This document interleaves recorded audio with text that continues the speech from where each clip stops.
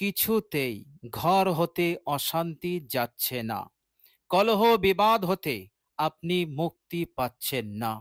প্রত্যেক দিন কোনো না কোনো অশান্তি, কোনো না কোনো ঝামেলার মধ্যে আপনি পতিত হচ্ছেন। চারিদিক হতে বিপদ আপনাকে ঘিরে ধরেছে। কিছুতেই বিপদ মুসিবত হতে আপনি রক্ষা পাচ্ছেন না। প্রিয় দর্শক, কঠিন টেনশন, কঠিন পেরেশানির মধ্য দিয়ে আপনার জীবন যাপন হচ্ছে। প্রিয় দর্শক, শত চেষ্টার পরেও আপনার ঘর হতে অশান্তি এবং কলহ বিবাদ দূর হচ্ছে না। প্রিয় দর্শক, আজকের ভিডিওতে খুবই মূল্যবান একটি ছোট্ট জিকির আমি আপনাদের সঙ্গে শেয়ার করব। প্রিয় দর্শক, এই অসাধারণ এবং খুবই উপকারী এই জিকির যদি আপনি করেন, ইনশাআল্লাহ আল্লাহ পাক দ্রুত আপনাকে অশান্তি হতে নাজাত দেবেন। বালা মুসিবত দূর হয়ে যাবে, কলহ বিবাদ দূর হয়ে যাবে। আল্লাহ রাব্বুল আলামিন আপনাকে হেফাজত করবেন। আল্লাহ রাব্বুল আলামিন হার পেরেশানি, হার টেনশন, হার দুশ্চিন্তা হতে আপনাকে পরিপূর্ণরূপে নাজাত দান করে দেবেন। বলুন সুবহানাল্লাহ। প্রিয় দর্শক, জিকিরটি এতটাই অসাধারণ, এতটাই উপকারী, এমনটা হবে না যে আপনি জিকির করবেন আর আপনি অশান্তির মধ্যে ডুবে থাকবেন, বালা মুসিবতের মধ্যে থাকবেন। এটা কখনোই হতে পারে না, এটা অসম্ভব। এই মূল্যবান জিকির এতটাই উপকারী আমাদের জন্য।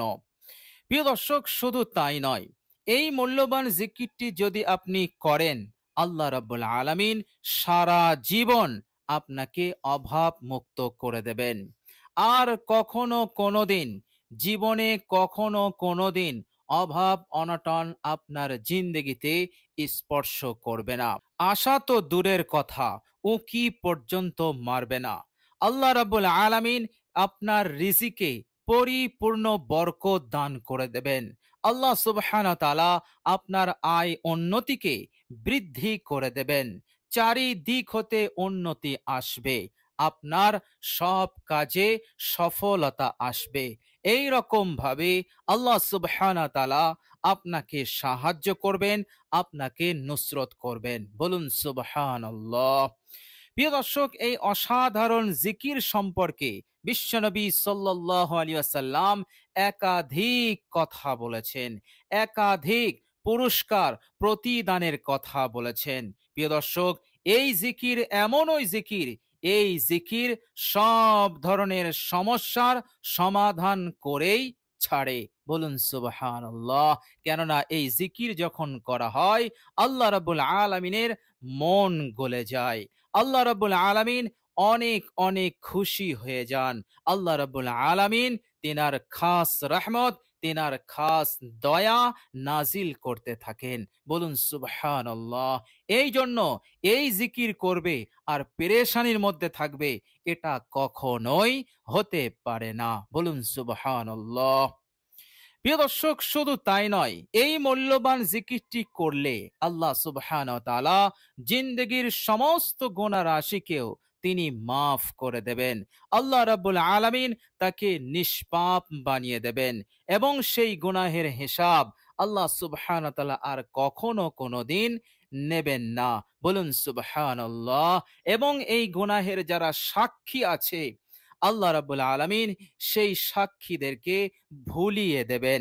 আল্লাহ রাব্বুল আলামিনের পক্ষ হতে এমন দুর্দান্ত সাহায্য, নুসরত আপনি লাভ করতে পারবেন। বলুন সুবহানাল্লাহ। প্রিয় দর্শক, এমনিতেই জিকির আল্লাহ সুবহানাহু ওয়া তাআলার অত্যন্ত প্রিয় আমল, অত্যন্ত মাহবুব আমল। জিকির সম্পর্কে বিশ্বনবী সাল্লাল্লাহু আলাইহি ওয়াসাল্লাম একটি অবাক করা তথ্য আমাদেরকে দিয়েছেন, যে তথ্য শুনলে আপনি সহজেই বুঝতে পারবেন যে জিকির করলে আল্লাহ রাব্বুল আলামিন দ্রুত সাহায্য করেন এবং দুনিয়ার সব ধরনের আলা বালা মুসিবত অশান্তি হতে নাজাত পাওয়া যায়। প্রিয় দর্শক, বুখারী শরীফের হাদিস বর্ণনা করেছেন হযরত আবু হুরায়রা রাদিয়াল্লাহু তাআলা আনহু। তিনি বলছেন, রাসূলুল্লাহ সাল্লাল্লাহু আলাইহি ওয়াসাল্লাম বলেছেন যে আল্লাহ রাব্বুল আলামিন তিনি ঘোষণা দিয়েছেন যে আনা ইনদা জান্নি আবদি। মহান রাব্বুল আলামিন বলছেন, আমি আমার বান্দার ধারণার সঙ্গে থাকি। এর মতলব হচ্ছে বান্দা ও বান্দি আমার ব্যাপারে যেমন ধারণা করে আমি তেমন তার ব্যাপারে ফয়সালা করি। বলুন সুবহানাল্লাহ। বান্দা যদি আমার ব্যাপারে ধারণা করে যে মুসিবতে বিপদে একমাত্র উদ্ধারকারী আল্লাহ, অশান্তি দূরকারী, কলহ বিবাদ দূরকারী একমাত্র আল্লাহ, সুখ শান্তি দানকারী একমাত্র আল্লাহ, ধন সম্পদ টাকা পয়সা দানকারী একমাত্র আল্লাহ, অভাব মোচনকারী একমাত্র আল্লাহ। তো আল্লাহ রাব্বুল আলামিন বলছেন, আমার বান্দা যখন আমার ব্যাপারে এই রকম স্বচ্ছ ধারণা রাখে, আশা ভরসা করে, আমিও আমার বান্দার ব্যাপারে ও যেমনটা ধারণা করেছে তেমনটার ফয়সালা আমি করে দেই। বলুন সুবহানাল্লাহ। আর যদি কোনো বান্দা এইরকম ধারণা করে যে আমার জিন্দেগি হতে আলা বালা মুসিবত যাবে না, অশান্তি যাবে না, দুঃখ কষ্টের মধ্য দিয়েই আমার জীবন যাপন করতে হবে, আমার ভাগ্য খারাপ, আমার নসিব খারাপ, আমার কপাল খারাপ, এই রকম ভাবে যারা মনে করে মন্তব্য করে, তো আল্লাহ পাক বলছেন সে আমার ব্যাপারে ধারণা খারাপ করেছে, সুতরাং ফয়সালা এমনটাই হবে।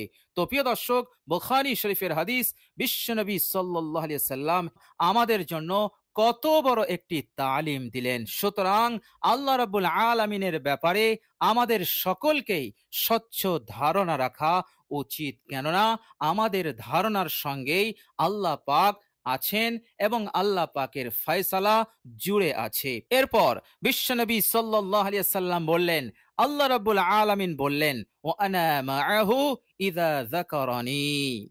আমার বান্দা যখন আমার স্মরণ করে, আমার বান্দা যখন আমার জিকির করে, তখন আমি আমার বান্দার সঙ্গেই থাকি। বলুন সুবহানাল্লাহ। মহান রব্বুল আলামিন আরশের মালিক, তিনি ওয়াদা দিলেন যে আমার বান্দা যখনই আমার জিকির করবে আমি তার সাথী হয়ে যাই। বলুন সুবহানাল্লাহ। সুতরাং কত সহজেই আল্লাহ রাব্বুল আলামিনকে পাওয়া যায়। এরপর বিশ্বনবী সাল্লাল্লাহু আলাইহি ওয়াসাল্লাম বললেন, আল্লাহ রাব্বুল আলামিন আরো বললেন, বান্দা যখন আমাকে মনে মনে স্মরণ করে, আমিও আমার বান্দাকে আমি মনে মনে স্মরণ করি। বলুন সুবহানাল্লাহ। তবে মনে রাখবেন, আপনি আল্লাহ পাককে মনে মনে যেভাবে স্মরণ করছেন অনুরূপ ভাবে আল্লাহ পাক স্মরণ করেন না। আপনি স্মরণ করছেন আপনার শান অনুযায়ী, আপনার যোগ্যতা অনুযায়ী।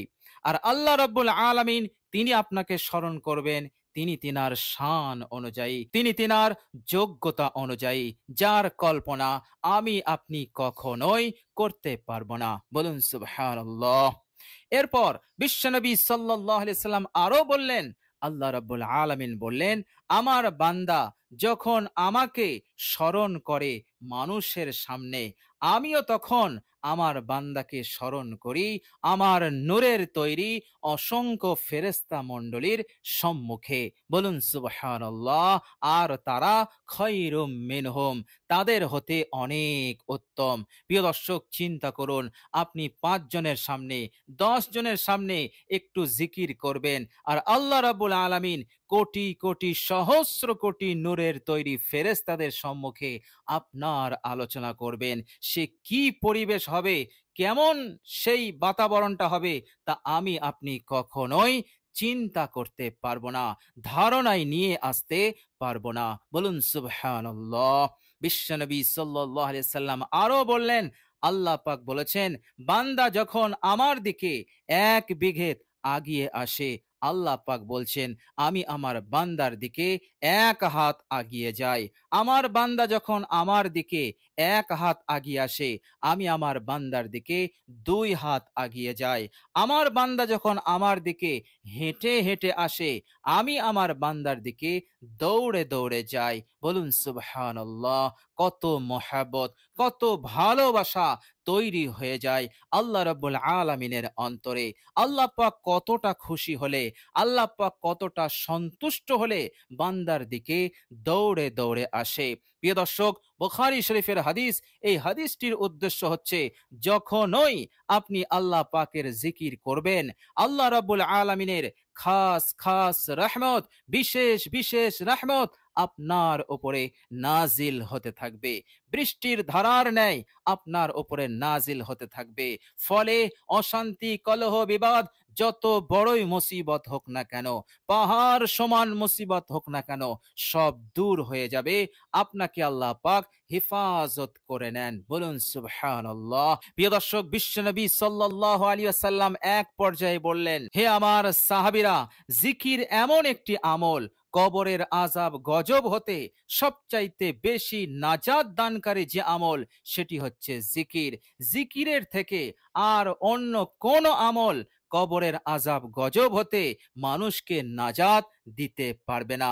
জিকিরই হচ্ছে সকলের থেকে, সব আমলের থেকে শ্রেষ্ঠ আমল, কবরের আযাব গজব হতে নাজাত দানকারী হিসেবে। বলুন সুবহানাল্লাহ। প্রিয় দর্শক, এরপর সাহাবায়ে কেরাম বললেন, ইয়া রাসূলুল্লাহ, আল্লাহ পাকের রাস্তায় জিহাদও নয়? কেননা জিহাদ হচ্ছে ইসলামের মধ্যে সবচাইতে বড় আমল, সবচাইতে বড় কুরবানির আমল। প্রিয় দর্শক, জিহাদ, আল্লাহ পাকের রাস্তায় লড়াই, এটা ঘরে বসে হয় না। এই আমলটা করতে গেলে ঘর ছাড়তে হয়, মাতৃভূমি ছাড়তে হয়, সব কিছু ছাড়তে হয়, পরিবার ছাড়তে হয়, বাল বাচ্চা ছাড়তে হয়, নিজের ধন সম্পদ সব কিছু ছেড়ে দিয়ে একেবারে লড়াইয়ের ময়দানে নামতে হয়, জানকে বাজি রেখে লড়াই করতে হয়। সুতরাং আল্লাহর রাস্তায় লড়াই, জিহাদ সবচাইতে কঠিন আমল, সবচাইতে বড় কোরবানির আমল।